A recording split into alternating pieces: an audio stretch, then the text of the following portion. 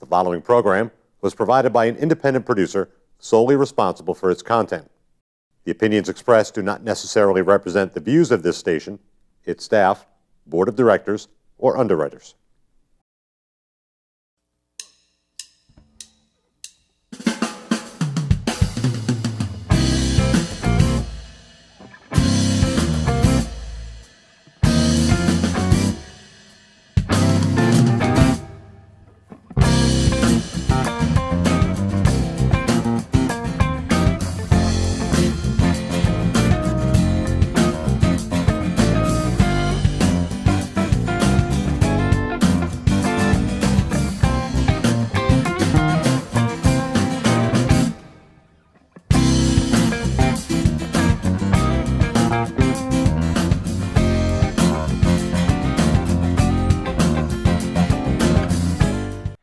Welcome to Gate City Chronicles. I'm Kevin Avard, your host, and today we're going to be talking about running. And speaking of running, we have BJ. BJ, what is your last name is? Bottomley. Bottomley. Well, welcome to the show. Thank you. Glad to be here. We had some previous guests on, and we were talking about that May 17th relay that's happening downtown Nashua, and you're going to be partaking in this, from what I understand. Yeah, the Gate City Marathon, inaugural Gate City Marathon's happening on May 17th, and there'll be a full marathon, and there'll also be several relay teams completing 5 different legs. And what's unique about this compared to some other marathons, besides the fact that it's the first one in Nashua, is the marathon starts and goes back to the same spot 4 different times and also finishes at the same spot. And everybody running the relay will run their leg different parts of the city and then come back to the same spot to hand off to the next person on their relay team. So we're pretty excited about it. That's kind of unique. I've never heard of anything like that before. So is this a brand new concept, or? Well, a lot of the relays will go, they're like mammoth events. They'll be like 200 miles. Like the most popular one in New Hampshire is Reach the Beach. And Reach the Beach runs from Cannon Mountain down to Hampton Beach. Anywhere from 6 to 12 individuals, you know, all in a van, kind of going point to point. So that's cool. Yeah, but logistically, sometimes it can be hard. I've been out there a couple of times and been like, which way do we go? So this one, at least, everybody coming back to the same spot, knock on wood, should be easier. Is it too late to sign up for this? No, we're still taking entries. I think, you know, maybe some people might want to decide to do a marathon 2 weeks out. Probably not, but you know, the relay, you can still get, you know, 2 to 4 of your friends and still sign up for the marathon. I'm part of the race committee, and we're definitely still taking folks. But so if you have 4 friends that are avid runners and you haven't signed up for anything, you're looking for something to do on May 17th. Yeah, or even active people. You know, it doesn't necessarily have to be an avid runner. The legs are between 4 and 5.5 miles, which I know isn't easy for everybody, but it's also not, you know, the big mountain of a half marathon or a marathon, you know, jumping in. Yeah, I probably could do a relay, but not the full amount. Absolutely, you could. And yeah, and I think that's part of the greater downtown Nashua type of thing going on. Yeah, the downtown communities, and there's actually there's like a banner down there, and they're putting one up as well, and so it's a really unique thing to have Main Street roads closed off on something besides, you know, like the holiday stroll and a couple of other things. So a lot of the races in town take place in Mines Falls Park or other places where they're kind of off the beaten path. So this would be a nice time for the retailers and the city of Nashua to kind of showcase itself a little bit.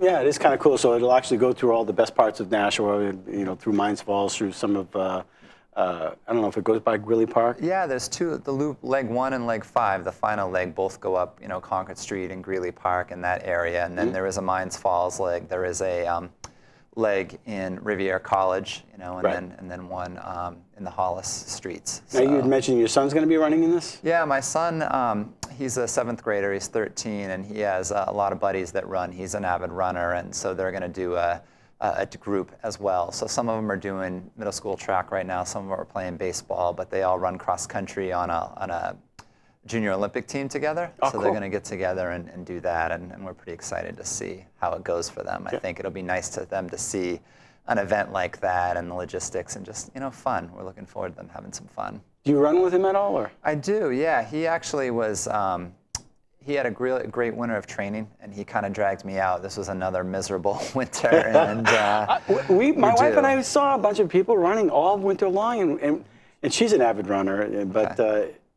we thought, hey, you're kind of nuts, man. Running in the blizzards, You can dress for it, though, Kevin. Yeah. It's one of those things that if you layer up and you wear the right things, and yeah, maybe if you're a little off kilter, like I am, it's a good kind of nuts, actually. You can. Yeah. But there's lots of other different tools like things that go around your shoe, called yak tracks or things like that. Basically, they're little micro spikes. So they go around your shoe. They fit comfortably, so you can run across a bunch of surfaces. If you envision maybe what some ice fishermen might do to go out on the ice and not slip, that kind of idea.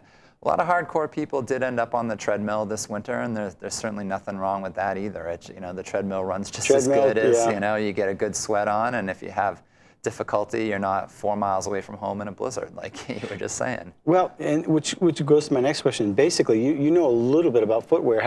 You have a store here in Nashua? We do. Yeah, we do. It's called Fleet Feet Sports. Fleet Feet Sports. And that's right on the Coliseum Road as you're heading towards Hannaford off of Broad Street. Yeah, exit 6, and I always describe it, we're behind Kohl's and Babies R Us. We're right next to the Hallmark store, so a lot of people know the Hallmark store. So I mentioned that there's somebody that I know who runs like a truck and who wears cleats, and there's always a reason why somebody's not running at their best, because maybe they're uncomfortable with their even though the shoes fit, they don't perform to the best. Right. You're a specialty store that you can help design these shoes or fit them better. Yeah, we look at some stuff, and stores like ours that are great, that are out there that look at the same stuff. Basically, you look at the foot, you're looking at the arch, and you're trying to match that arch up with a type of footwear that it kind of matches the shape of their foot, not only underneath, but also width-wise as well. So it's important to try on a bunch of stuff and see what fits. And basically the idea is we're trying to get everyone so they're kind of going forward in a heel-to-toe motion or a midfoot motion where there's not a lot of, if you're pretending my hands are feet, there's not a lot of pitching or overpronation to the inside, but rather just more of a smooth kind of heel-to-toe, and then we feel like the knees, the hips, everything will follow in that forward direction. As opposed to if you have flat feet and you're running on shoes that don't help you with that over and over again, you can develop, some discomfort and potentially some injuries and stuff. And you have inserts that can conform to We do, yeah. the We work, same idea, just getting an insert underneath. You mentioned the cleats. A lot of times the cleats for soccer, for lacrosse, baseball are very rigid and kind of like one shape. And so an insert in there just kind of helps, again, shape to the person's foot. And just makes it a little bit more comfortable, hopefully, for them in their activity. So when you go to a golf pro and you say, listen, I swing this way and I slice, and then they observe your golf swing so that they can help you make the adjustments. How do you do that with somebody who wants to get some feet swinging right or running right? Absolutely. I should have brought my Brannick. You could have showed these guys. But we take a couple measurements. We take an unweighted measurement, which is basically on the stool in front of me with your leg bent. We take a weighted measurement, which is you standing on it and with your knee slightly bent. And what you'll see if you're taking a size measurement is there'll be some elongation. So you might measure out as a 10 in that unweighted position. And then you might measure out as much as 11, 11 and a half in the weighted. Because it's pushing out. Yeah, and that tells me what kind of support might make some sense for you. We move over, we have a little runway in the store, the little floor, and we just get down and watch that same arch again and see what's happening. It helps us figure out where to start.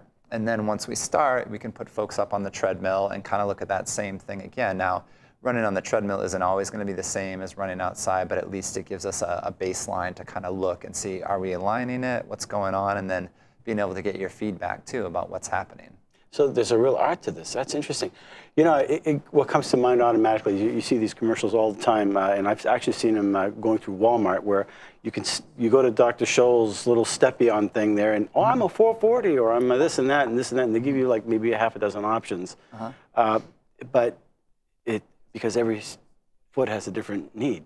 Right. But this is a little bit more designed for individuals, a better fit than something to that effect. Yeah, we're trying to dive, a little bit deeper, into the mechanics. My background before we started the store is I spent 10 years working for a couple of different vendors that we carry in our store, and really kind of tried to get an education on stuff like that, and just felt like this was a better way to kind of reach out to people and get our message across and help them, as opposed to being brand's message to the retailer? Is it getting through? And Right. that kind of thing. So if somebody wants to take running up for just for even or long walks, and you can design things for that. And so somebody will come to you and say, well, you know, I'm diabetic and I get these little sharp pains in the front of my do you have anything? Metatarsal heads, and yeah. Yeah, you can help with things like that. We do stuff like that. You know, a lot of times when you hear about like a running specialty store or something like that, oh, it's only like, you know, hardcore runners, that isn't a place for me. And really, what we like is the ability to help anybody that's having problems, difficulties with their feet. We have a lot of, you know, wonderful podiatrists that, you know, kind of entrust us with their patients. They'll send a script, but they'll be like, hey, these guys will help you. And it's really important to have a dialogue about what's going on with your foot, what kind of activities are going to use them for. You know, an emergency room nurse and you're going to be on your feet for 12 hours, you know, it's like we fit that woman the same as we fit, you know, a first-time 5K runner or a full-time marathoner, just, you know, again, focused on the mechanics with a little bit of the activity. And